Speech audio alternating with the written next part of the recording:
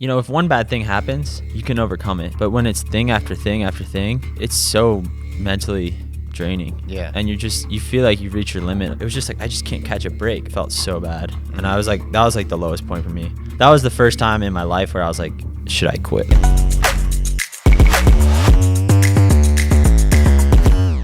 Morgan, thank you so much for taking the time to join us for the face-to-face podcast interview as we sit here in California for this one as well. Yeah. So you've just qualified for a second Olympic Games. I was thinking about your two Olympic qualification journeys and the one that you've just been on to get to Paris. My reflection was you kind of never do things the easy way, right? Yeah. Well, I guess in Tokyo, the qualification, I was, my ranking was pretty steady and decent. And, yeah, obviously I had some setbacks, but nothing like this past Olympic cycle, or they're just different. I was injured all last year, and then this year, I think I was dealing with a lot as well. But, so my ranking was really bad, and I rolled on to the Paris test event the night before the race, and we had to get top 8, and I got 6th, so I qualified for next year's Olympics. So honestly, kind of made my season. For me, that was the first and most important goal. So I accomplished that. Probably failed in some other goals I had, but hey, here we are. Isolating that period then between Tokyo and your qualification, can you just talk us through what that journey's looked like?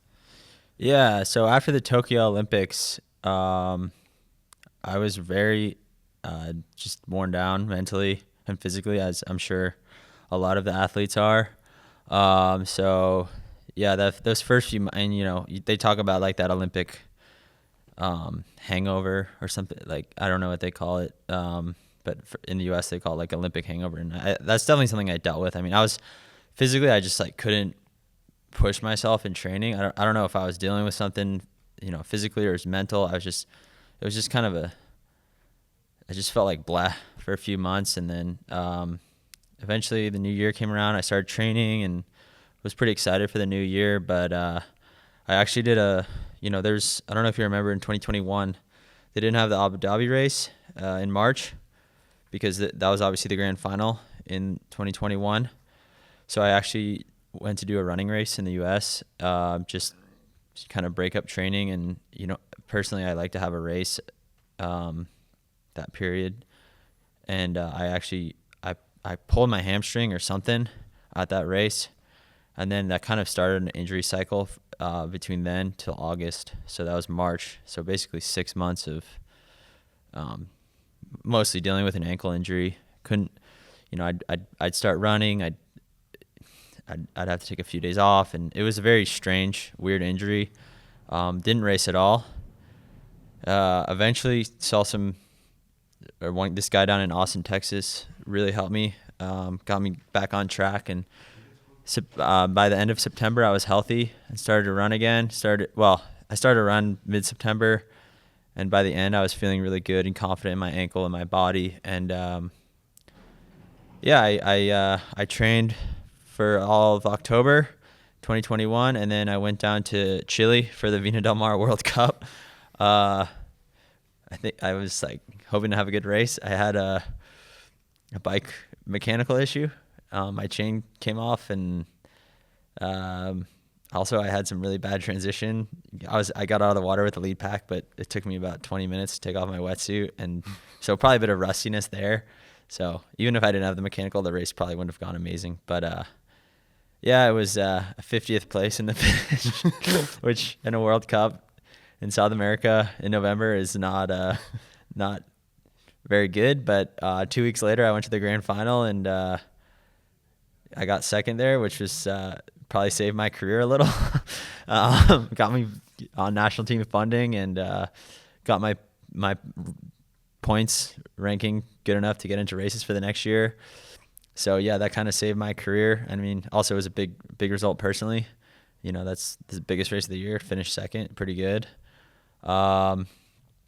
So that year, so I'd say 2021, my ankle was just the big thing. And it was kind of a journey to, you know, figure out what was wrong. You know, I in the past, you know, you always hear about like foam rolling, stretching, and mobility, and doing the gym work. And I feel like in the past, before this injury, my ankle, you know, I did that stuff, but it was almost just like checking a box, and not, you know, you kind of do it and you don't really, there's no intention behind it. And I kind of had to go through that injury to be like, I need to take this seriously. Like you know, we're training a lot, 30 hours a week, whatever it is. We're traveling, we're racing. Like, you know, I'm getting to my, you know, late 20s, and you're basically beating up your body. Like you can't just like get away with not doing that stuff.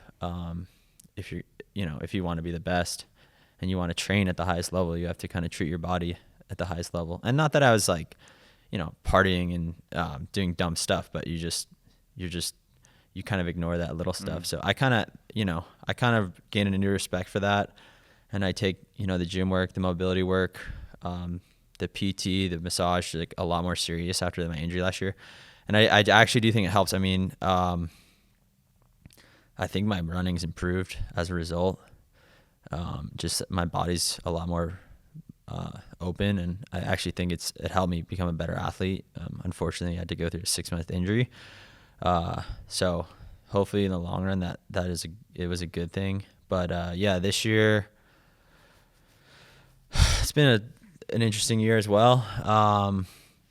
Started the year in Abu Dhabi in March, the WTS there. And I actually just got sick just the week of the race. Nothing, you know, not a major illness, but I was doing the bike preview, and we're riding like a little bit quicker on the front, maybe like 250 watts, and it was really hard. And I was like, yeah, this race is not going to go well if I start. So I decided not to start. Probably a good decision, but would have been nice to get a result there. Next race, Yokohama. Yeah, so 2 weeks before that race, I like strained my hamstring in training. Just doing a track work. I mean, I was getting a little bit greedy on the track, running some 200s, and I was feeling quite fast, and probably pushed it a little too hard, and I tweaked my hamstring. My points were so bad. I mean, I basically just had one result at the Abu Dhabi Grand Final, so I was like, I need the points. I couldn't really like sacrifice going to the race. So I went there. The race was going all right. You know, I got onto the run, and first lap felt pretty good, and then started experiencing some lower back tightness, some glute tightness, and I never felt, you know, I'm sure most triathletes have some of that tightness throughout their careers in racing, and sometimes you run through it, you back off the pace a little, it goes away.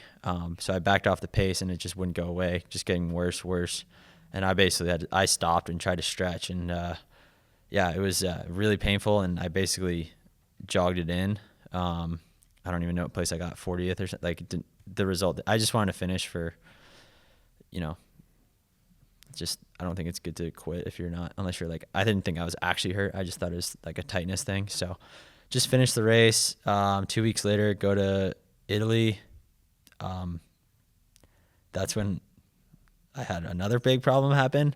I got this you can probably see on my head, I have this scar here. I got like an infection in my face. It was pretty bad. Wow. Yeah. How did you get I don't know. It was really weird. We were in Italy, and we went straight from Yokohama to Italy, and I got a pimple on my cheek, and I'm like, I don't really get pimples anymore. And so I popped it, whatever. And then like I got one, I thought it was a pimple on my forehead, and like it wasn't a pimple. It just kept getting worse and worse, and like all this swelling in my face. And it was insane. Like I have pictures. I look like, you know, like the Avatar, like the blue guys. Wow. I look like the Avatar, and like now I still have a scar. Cause the scar was like red and, you know, like scar, but then there was actually swelling in my face, like, and it hurt. The day of the race, like it hurt to wear my goggles. Oh my goodness. It was, so yeah, and it was just I just felt like crap that whole race. I mean, I probably shouldn't have started, but it was the same thing. Kind of like my points aren't good. If I can just have a medium result, it's gonna help. Like in my mind, I was just like, I just need like a C level result. Like if I get 20th, it's worth something to me to get my points, back up. But I didn't. I was in the chase pack there, had nothing, like no energy, and then. We still were, I forget how far back, maybe a minute back from the main pack. And, I thought maybe I could run up and get a 20th, like I said. But again, my back just seized up. And, I DNF'd there. So that was another unfortunate day. And then that infection thing honestly took me out like a month of training. It was like really bad. Like I couldn't train. Like I would train and then I would do something hard and I would anything over 300 watts on the bike or like 5 minute mile, like under 5:30 mile pace on the run, or like, I remember doing like a swim, and this is yards, because it was in the US, and like I was going like a 107, which is that should feel pretty easy. And it was like, damn, this is just like, it was just felt like anaerobic, So it took me a while to get. I don't know. One guy had it diagnosed by then. Did you know what you were dealing with? So I different doctors said different things. I mean, a staph infection. Hard, yeah. One guy said he thought I had he thought I had a staph infection and a parasite infection. And I trust him. So yeah, he helped me get rid of it. So I would say that was May, June. So most of June I was like nothing. Like, I took 2 days off here, didn't feel better. I started training, honestly, like I was at a low there. Like just all time low, to be honest. Like I was like, should mentally, I guess, as well as physically. Yeah. Well, physically. Well, cause like last year I just dealt with that injury, and like, it's just, you're basically out 6 months. And then this year I'm like, I can't even get a little break, like, and that's what's kind of been a bummer. If like I go to Yokohama, I can't even get like a 20th, like a 15th or something that, in my mind, I want to be competing for the podium, but it's either like, do really well or like 40th, and 40th doesn't get you any points or prize money or anything, So it's like, it was just like, I just can't catch a break. Or even, I kept thinking of the Chile race where I'm like, if I just had a good race there, if I got a top 10 there at a World Cup, my ranking would be that much better that I could get into the Paris test event. And, so it was just frustrating. And then, you can imagine you're training and like, you don't really know what's wrong. Yeah. That's got to be the hardest thing. Like there was one day I went out to, this Stages, it's called like the Stages group ride in Boulder. It's some pretty good riders there. And, I lasted 10 minutes and I got popped. And I was like, and it's kind of far from where I live, but like by the time we bike all the way there and then so I was like probably 90 minutes from home, and I had to bike back, and I just couldn't even go like 120 watts. Like it felt so bad. And I was like, that was like the lowest point for me. I was ready to like, I don't want to, that was the first time in my life where I was like, should I quit? Like I wasn't going to quit, but like that was the lowest I've been. So that sucked. Yeah, it's hard though to even feel like, to even be entertaining that thought. Yeah. Like, because, a lot of the triathletes and elite level athletes, especially in triathlon, because the amount of training you do, you're used to punishing yourself. Really, yeah. And you're used to finding mechanisms where you cope with that and you get through those hard moments. Yeah. But you might sometimes think, oh God, I can live without this today, but there's rarely a thought of I should just stop doing this. Yeah. Yeah. And like, it was a different feeling of like, it's like, I can't, if one bad thing happens, you can overcome it, but when it's thing after thing after thing, it's so mentally draining. Yeah. And you feel like you've reached your limit of, I feel like I'm a pretty resilient guy. I can come back from stuff. And, but when, I have a back, it wasn't diagnosed at the time, but I literally had like a giant scar on my head. It's like, that's just weird and random. And like, it's like, you just feel like you're almost like not cut out. It's like, I'm not cut out for this. Like, you know, you see some of these other guys, they're racing every weekend, doing really well. Like, never any setbacks, at least from my perspective. Yeah. I don't know their life, and I'm sure they deal with their own stuff, but it's just like, it just seems so much easier for them. And here I am with a face infection. Like, it's just, it's gnarly. And like, I guess off the back of Tokyo, I guess, you know, coming away with an Olympic medal, like you know, in the trophy cabinet is such a defining achievement in the sport of triathlon. You must be thinking after that moment, this is it for me, right? This is my time now to kind of really go on and become this kind of a real force, like you say, competing for podiums regularly at the very highest level. Well, like after Abu Dhabi, when I podiumed at the final, I was like, I thought I was like poised for huge, like, because in my mind I was like, I just got second at the grand final off like 6 weeks of running, and like I feel like I figured out my injury stuff. I have this, you know, I understand my body a bit better and why my ankle, because I've dealt with Achilles problems for a long time, and I felt like I kind of was like, well, I've always had this problem, and I've always kind of been treating the Achilles, but I just felt like, you know, my hips had been super locked up and other stuff, and I was just like, I felt like a new person, you know. And I was like, I feel like, you know, I felt like I had figured myself out a little, and I was ready. I was prepared, you know. I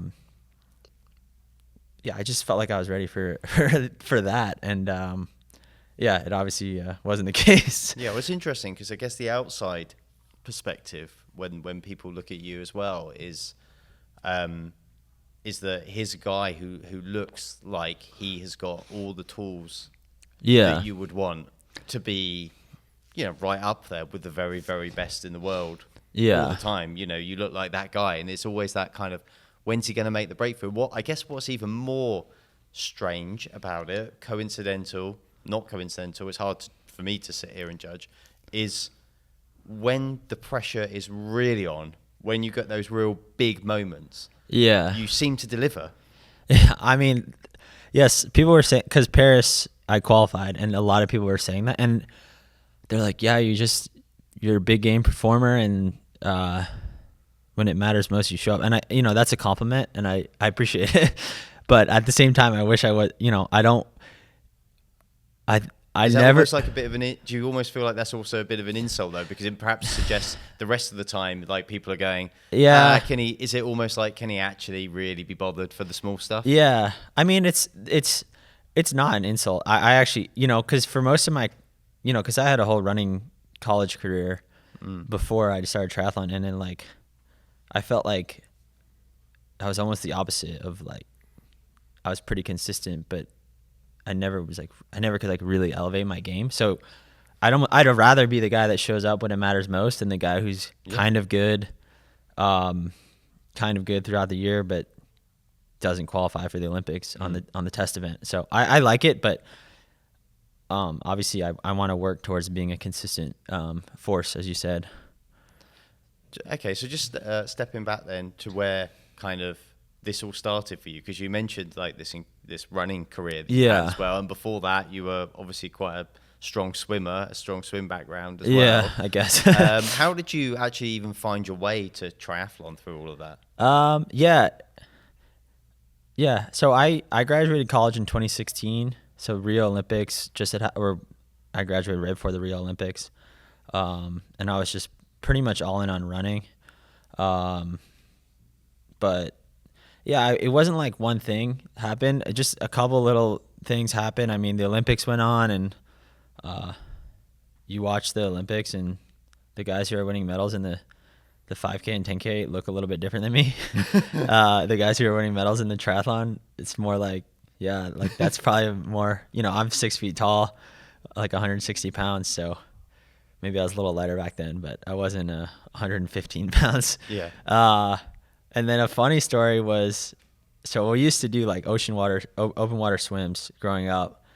Like a mile, it'd be like a mile in New Jersey. I'm from New Jersey. And for some reason, I just wanted to do one for fun. And my little brother, Trevor, he was a college swimmer, just D3, but he was still pretty good. We did it together, and I somehow beat him. I mean, I sat on his feet the whole time and then sprinted by him at the end. But I was like, and I hadn't Great trained for tactic. swimming in like 5 years. And he was obviously swimming in college. I was like, oh, maybe I still have it a little. So that was one little thing that happened. Yeah. So anyways, a few months later, I just reached out to USA Triathlon. I honestly didn't, like, I'll be honest, even with that, that mile swim result, I didn't think I was fast enough at swimming. I swam in high school and before, and I was never that good in my mind. So I just was like, I know I have the running times, but I don't think I'm a good enough swimmer, but here's what I've done. And yeah, they flew me out to a swim camp in Scottsdale in December of 2016. And they did like some swim testing. One of the tests was a 400 meter open water test, and then one of the and then a 100 meter open water test. So there's this guy there who swam they did 100 from a dive too, and he went like a 48. This is yards, so he went a 48 from a dive, short course yards, 100, which is pretty fast. I mean, it's not. He's not breaking any records, but for a college runner who hasn't been training, I thought that was pretty good. But then when we did the open water test, I was like exactly the same 100 as him. I don't remember what it was, like a minute or something. So I was like, I think they were like gaining some interest in me. I actually chose to run that first year, 2017, and just focus on running. But they kind of kept recruiting me. And then that next summer, 2017, I decided to do the age group triathlon, the age group nationals triathlon. And that one, I was just trying to do it low key. I just wanted to try it, see how it went, and I won the race, which was cool, age group champion. And yeah, I mean, I just kind of realized I probably have a better chance to make the Olympics, compete for medal at the triathlon than running. So that was, and for me, growing up as a swimmer, runner, the Olympics is kind of the highest level of sport. So yeah, that was kind of the Olympics and all that was kind of like the reason I decided to give the triathlon a go. Yeah, interesting. So you're obviously talking about a lot of these things you did in your childhood as well with your family. Were you all super sporty? Was that kind of a big thing in the family? Yeah. I mean, honestly, mostly just swimming. I had an older brother. He was a swimmer. He actually ran cross country too. But then so for example, our swim team was a club team, and there was juniors which practiced like, I don't remember the exact time, maybe like 5:30 to 7, and then seniors, and this is PM, so 5:30 7 PM, and then seniors was like 3:30 to basically right after class got out. Right. Yeah. So you couldn't really do and then cross country practice was right after class got out. So my older brother, he was running cross country, and then he moved up to the senior level swim team and gave up running. Same with my little brothers. Everyone ran cross country at some point. I was the only one that I never did the senior level. I stayed in the juniors till I graduated. But I was definitely a better runner, so obviously it worked out, and here I am. But were you all kind of inspiring each other then, in terms of like were you like egging each other on to yeah. do this? Yeah, I mean, I would say it's kind of funny being here in Malibu with the surfing. The most competitive we got was we used to do junior lifeguard tournaments in New Jersey, and that was probably the most kind of like head-to-head rivalries we got. Or even we did senior lifeguards. So yeah, that was kind of when it got the most spicy between us. Yeah. Yeah. And I was quite interested as well in your background as well. Your father was his career was he was a CEO, right? And he ran some very, very, very major businesses and companies. which kind of, all right, he's not the president, but it kind of put him in a bit of spotlight as well. And obviously it's a very, from the outside, looks like he would have had very, very high pressure environment type role. Is that something that you recognized or felt growing up, or was he just like, it's just dad? Yeah, it's, it's funny. I've never really been asked about that in an interview, but Sorry. no, yeah, it's fine. I mean, I almost would rather talk about it than people just make assumptions. But yeah, I mean, I'll be honest, my dad wasn't really around. Like, he traveled a lot and wasn't really, there a ton. So it was just, and it's one of those things where you're a little kid and you're just like, oh, that's how life is. And then like you get older and get into high school, and then you're just like, well, he's got a pretty, like, I don't know, like an important job or big job. And it's just kind of like, it's weird, like, cause at first you're like, that's just life, but then you realize, like, that's not how everyone is, people, their dad's around more, but just things are different. So I don't know. I mean, it's a tough question. I mean, I remember a few years ago, I was running with a friend, and he was like, he knew about my dad, and he's like, yeah, like, you're someone who's like wants to be the best, and like that's just part of my family, like whether I like to admit it or not, like my dad is like aiming to be the best at what he can. So it's just like that was there, even though maybe he wasn't around a ton, like him pushing himself and trying to be the best at his job is something that maybe I've adopted into being a triathlete. Yes, I guess it's that kind of type A personality, whether it's business, whether it's sport, whatever. It's that drive to just want to compete almost to be the best in whatever field you've got. Yeah, and like just be all in too, like kind of, there's no doubt that my dad was, all in on his job.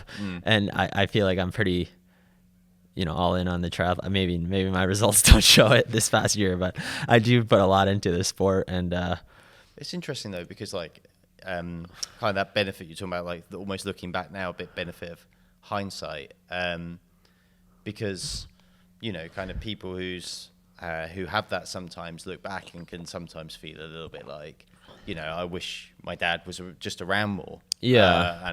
But I wonder if, even though maybe you feel that, maybe you don't, you can recognize, because of what you do, like that all-in commitment to something, whatever it is kind of like, I guess, where you've gone in a way with your career. Yeah. I don't know. I mean, it's hard. That's really hard to say. I think, it would have been nice, I think, for our family if he was around more. I'll say this though, kind of on the same, like, I do think something, my dad was, he had a really good job and all that. But I think something I've realized about myself is I've been driven to do something completely different. And like, as successful as my dad is, he never went to the Olympics, never got an Olympic medal. And like, I feel like that's kind of been something important to me of, being my own person, being my own man. I mean, so for example, my first year of college, I went to Duke. And actually my dad went there, my older brother was there, my mom went there. So it's kind of like I went there to run, they recruited me. So I got in on my own merit and all that, but just, I don't know. I kind of wanted to be my own person. And, I think that's kind of what's driven me too, just to be, make a name for myself in triathlon or running, or, go to University of Colorado and be part of a really good team there. And, that's definitely something that's part of me, Yeah, it's interesting in a way that you've had that kind of, it's like a reaction. Yeah. It's a reaction to it, and yet you kind of still can probably reflect that determination to succeed is the same trait. It's a weird kind of trade-off, how the sort of psychology with that works, I guess. Yeah. No, I think so. I think, yeah. I mean, I don't know what everyone's got their own driven but I remember talking to and everybody's background influences who they become, no matter what your background is, whether it's great, whether you've had a terrible time, whatever. You're still a product of your environment. Yeah, exactly. So Yeah, I mean, I think, yeah, I mean, it's cool to kind of achieve my own, or like chase my own goals. And, you know, I think to achieve any sort of, you know, big goal in life, you do have to be disciplined and dedicated. And, you know, I'm grateful that I, you know, saw that growing up, but I'm glad I have my own, you know, my own goals. Yeah, and I guess in terms of like family as well, like it's obviously this is obviously a bit something you have talked about more in the past, but that obviously qualifying for Tokyo just after your brother sadly passed away. Yeah. I mean, it's hard to kind of fully fathom how you managed to pull that out. Yeah. Do you look back now and sometimes wonder how you manage now with a bit more passage of time? Yeah, absolutely. Yeah, and honestly, I pretty much, I don't use it. Like I did really bad in the individual race, and for a while, that was very hard to deal with. But looking back now, like I realize how much I was dealing with at that time, and like just to make it, you know, like my brother died 10 weeks before Yokohama, about give or take, and I basically didn't do anything for like 4 weeks. I went home and, you know, probably like the hardest period of my life, and just I don't know. I don't really know like. I think it was really important to me because it was for me like to qualify.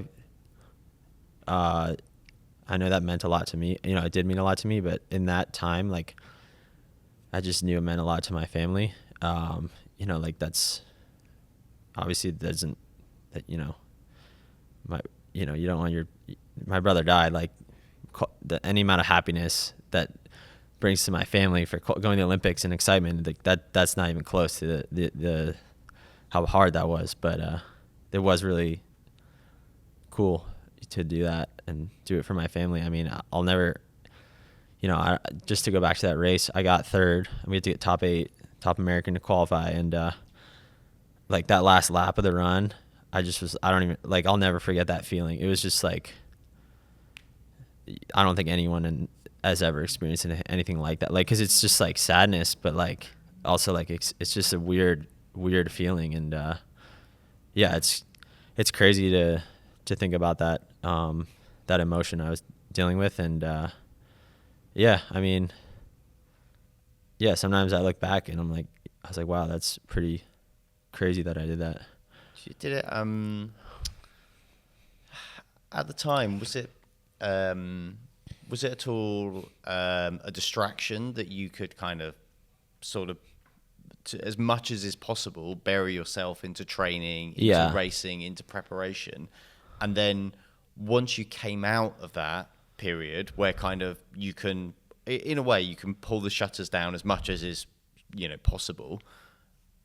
Did you then kind of feel like almost a delayed kind of like reaction to it, like a more delayed grieving and things like that, because you sort of had managed to compartmentalize while you focused on your racing?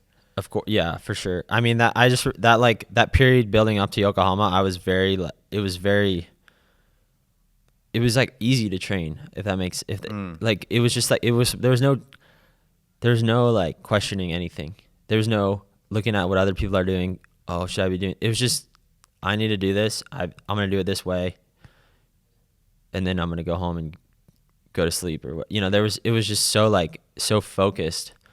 And like, I didn't want to see other people, you know. I had my girlfriend and a few close friends and obviously my family, but there was no like social stuff I felt like I had to do. Like, I just didn't want, it was so easy to say no to everything. And yeah. And then like you said, like once that came to an end, cause that doesn't last forever. It did it was just a lot. And yeah, emotionally and physically, it just wears on you to a certain point. You're just like, pretty much like, feel like blah. Like I kind of was talking about after the Olympic, like I think that was kind of what, you know, it was just like, well, I went to Tokyo and here I am and my brother's dead and what's next. Yeah. So I don't know.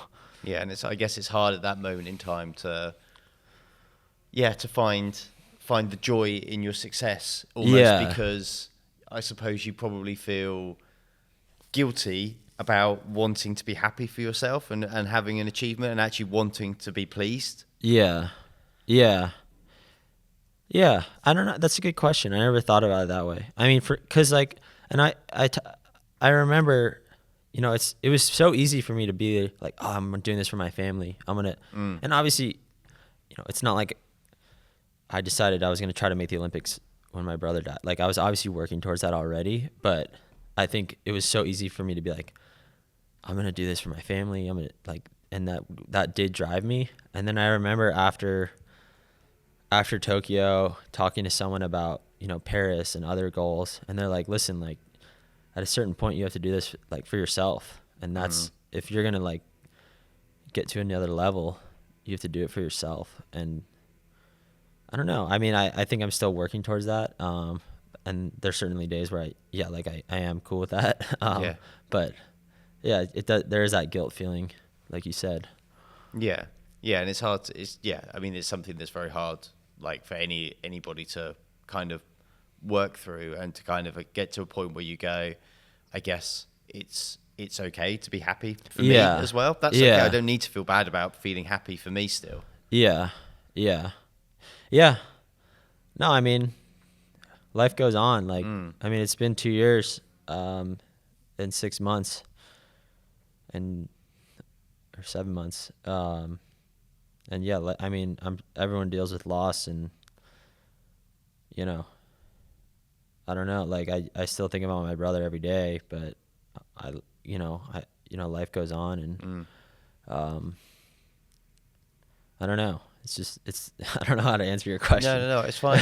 But I guess like all of these things you've been through, whether it's that, which obviously is, tragic, but also, I guess less tragic, but still difficult. You've talked about all these kind of periods of injury you've dealt with. Everything forges together and you're still here. Yeah. You're still going. You qualified for the Olympics again. Yeah. Like, I wonder if you could, it might be impossible for you to even reflect this, but I wonder if you can reflect and go, wow, I'm still standing after all of this. At some point, this might be the thing that when I'm on that start line with somebody else, I've got this toughness that they haven't got because I've been through this. Yeah, no, I mean, definitely. I definitely do have that. I feel like I've proved to myself that I don't need,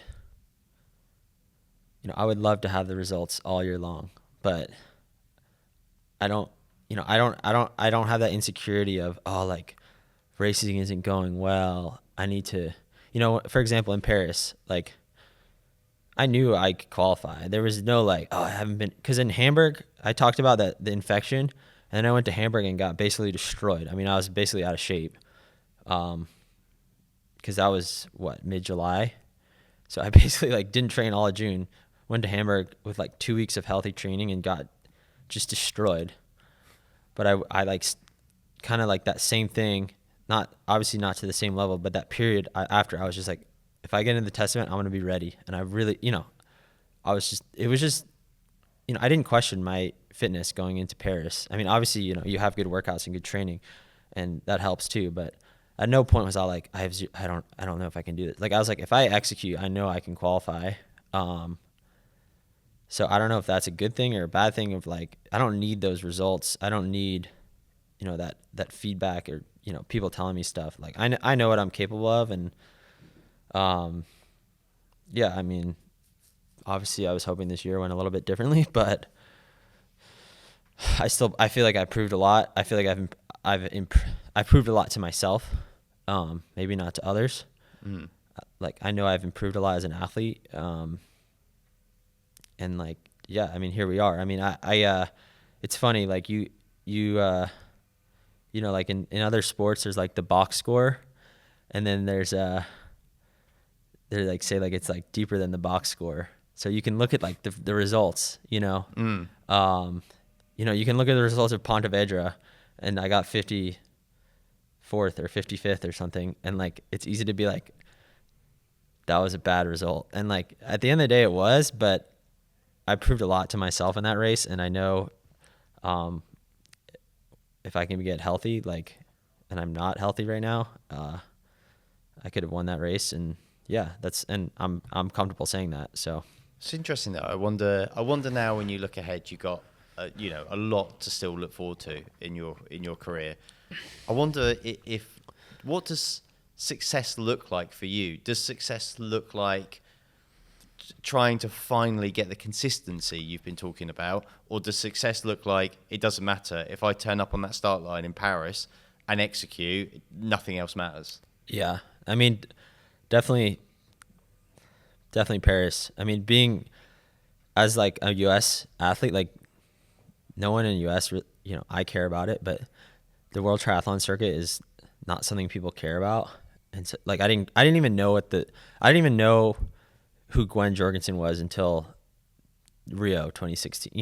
Like I didn't follow the sport. I knew the Brownlees, and I knew Gomez, and that was it. And because of London Olympics. Yeah. And I'd seen that, but yeah, and obviously I would love to show up to WTS and do well and all that, but the Olympics, I don't know if that's just the way I'm wired or the way I am. Like that's what's important to me. And like you said, showing up there, being healthy, being fit, and just executing. Like that's pretty much what's important to me. I mean, yeah, the consistency, like I would love to have that, but that's seems to be pretty hard for me this time. Well, I'm sure you'd accept another Olympic medal or two in the locker, and that would be that would be pretty amazing, right? Yeah, for sure. Well, look, Morgan, thanks so much for taking the time to talk to us. It's been a fascinating chat, really great to get to know you a lot better, and certainly wish you all the very best for the rest of this year, for Paris and beyond. Yeah, thank you. Thanks for your time. Appreciate it.